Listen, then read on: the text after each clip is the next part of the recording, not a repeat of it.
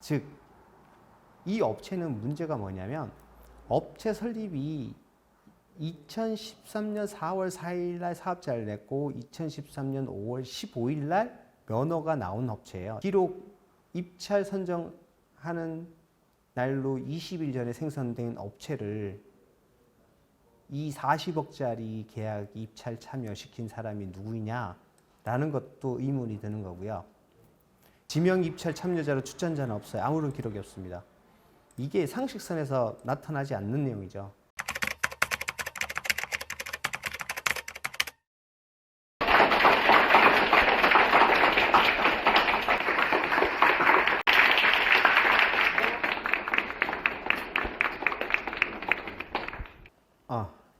이번 시간은 설계업체하고 정비업체 선정하는 과정에 대한 문제를 말씀드리도록 하겠습니다.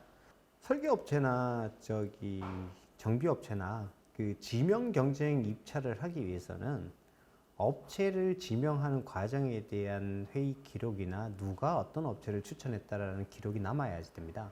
하지만 우리 조합에서 진행한 계약 어디에도 이러한 기록은 남아 있지 않고요. 갑자기 공문에서만 나타나고 있습니다. 그런 부분들에 대해서 간단하게 말씀을 드리고요. 지금 설계업체 과정에서 보다가 지금 입찰보증금 납입하는 것을 제가 확인을 했습니다. 입찰보증금을 확인하니까 쭉 보시면 2013년 11월 6일 날 1억 2,500이 들어왔습니다.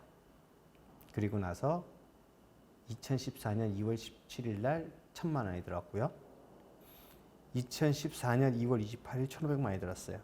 여기 보시면 여기는 3개월 이후에 들어왔고요. 여기서는 지금 국민은행으로 들어왔습니다. 저희가 확인한 바에 의하면.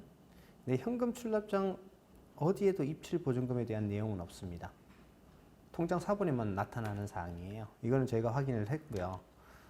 또 보시면 쭉 보시면 아까 제가 말씀드렸다시피 예산안 수립도 없고요. 그리고 제일 중요한 거는 2013년 평균 계약비이 3만 원에 평당 3만 원에서 3만 5천 원이었습니다. 설계비가. 근데 계약은 평당 5만 1,800원 꼴이 되고요. 그리고 평균 계약 대비가 한 173% 정도 됩니다.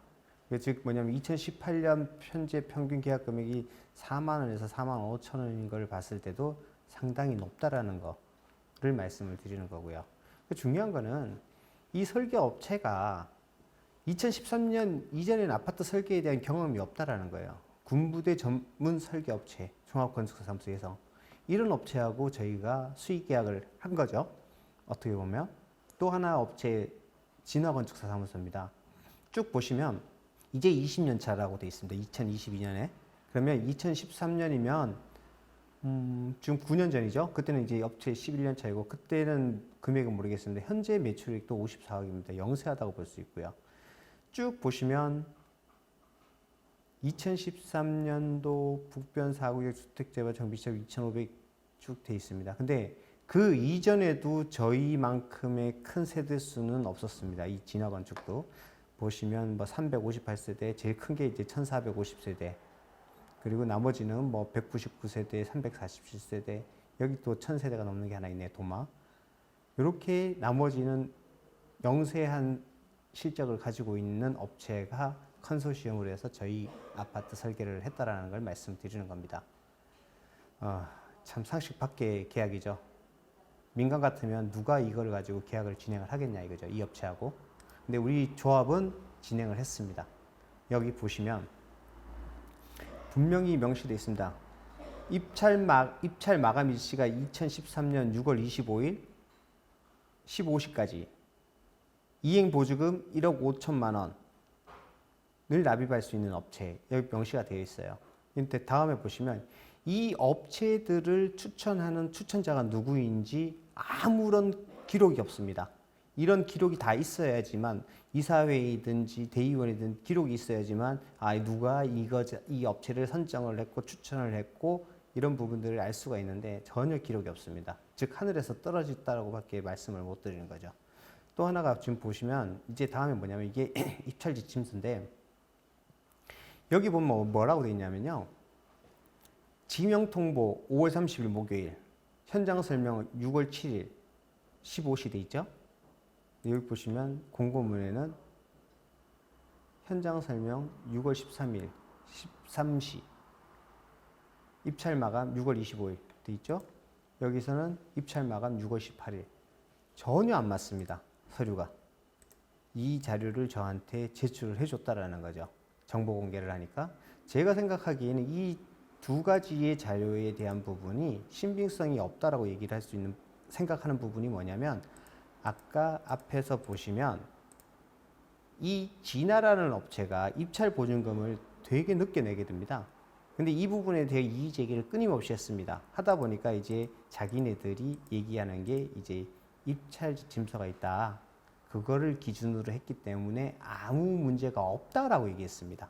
그래서 보니까 이 자료를 제출했는데 날짜가 전혀 안 맞습니다. 보시면 입찰 마감 일시 6월 18일 15시까지 돼 있는데 여기는 보시면 입찰 마감 일시가 6월 28일 일주일 차이 나죠. 그리고 또 하나가 중요한 거는 납입금 1억 5천만 원이라고 되어 있습니다. 1차 납입 1억, 2차 납입 5천만 원, 계약일로 3개월 이내 다 줬습니다. 그리고 농협이에요. 근데 보시면 돈을 얼마나 납입을 했냐면 1억이 아니에요. 1차가 1억이 아니고요. 1억 2,500 좋습니다. 더 냈다고 하면 뭐 이해하겠어요. 근데 중요한 거는 3개월 이내에 내기로는 3개월 이후에 냈다는 거죠. 즉 입찰에 대한 부분들이 자격이 되지 않은 업체가 선정이 됐다라는 걸 말씀을 드리는 겁니다. 정비업체 또한 마찬가지예요. 정비업체도 똑같은 과정에 대해서 똑같이 진행을 했습니다. 즉 이 업체는 문제가 뭐냐면 업체 설립이 2013년 4월 4일 날 사업자를 냈고 2013년 5월 15일 날 면허가 나온 업체예요. 즉 지명 통보 공문은 6월 5일 날 냈습니다. 즉 20일 만에 이 40억짜리 계약하는 지명 공고에 지명 통보 공문을 발송하는 업체를 등록을 시켰는데 입찰 방법에 대한 논의 내용이나 이 업체를 추천하는 사람이나 아무도 여기에 기록이 남아 있지 않습니다. 기록 입찰 선정하는 날로 20일 전에 생성된 업체를 이 40억짜리 계약 입찰 참여시킨 사람이 누구이냐라는 것도 의문이 드는 거고요. 그리고 또 하나가 뭐냐면 쭉 보시면 이 정비업체가 처음에 이제 정준희 이사, 그때 난 이사였습니다. 종학천 조합장님하고 이제 제가별 사업을 진행을 했었고요. 쭉 보시면 이제 이런 부분들이 지내갔고 지금 문제는 뭐냐면 6월 보면 경력사항이나 보면 20일 만에 13건 실적이 가능할까요? 면허 20일 된 회사에 40억짜리 지명 입찰 가능한가요? 지명 입찰 참여자로 출전자는 없어요. 아무런 기록이 없습니다. 이게 상식선에서 나타나지 않는 내용이죠. 그러고 나서 지금 저희가 이 부분에 대해서 다운 PHC 계약 관련해 조합원 의결사항이나 의결이 없이 조합원 임의로 계획을 진행했기 때문에 이 부분에서 변호사 검토를 받았을 때 법무법인 충정이라는 데서 총회 의결을 거치지 않고 정비사업 전문가업체 등을 선정하도록 한 정관 규정은 도시정비법에 위배되어 무효라고 할 것입니다. 라고 돼 있어요. 다음이 이제 다운 PNC 입찰 당시의 이제 등기부등본이고요. 이게 보시면 업체의 면허가 나온 날짜입니다. 5월 15일 날. 그리고 사업자 등록증이 2013년 4월 22일 이렇게 되어 있습니다. 자, 면허 등록이 20일밖에 안 되는 업체가 이게 실적이 있을 수 있나요? 13건에 대한 실적이? 이거는 전혀 말이 안 되는 내용이라고 말씀드릴 수밖에 없다는 겁니다. 이건 뭐 누가 보더라도 상식 밖의 업체 선정이 아닌가 싶습니다.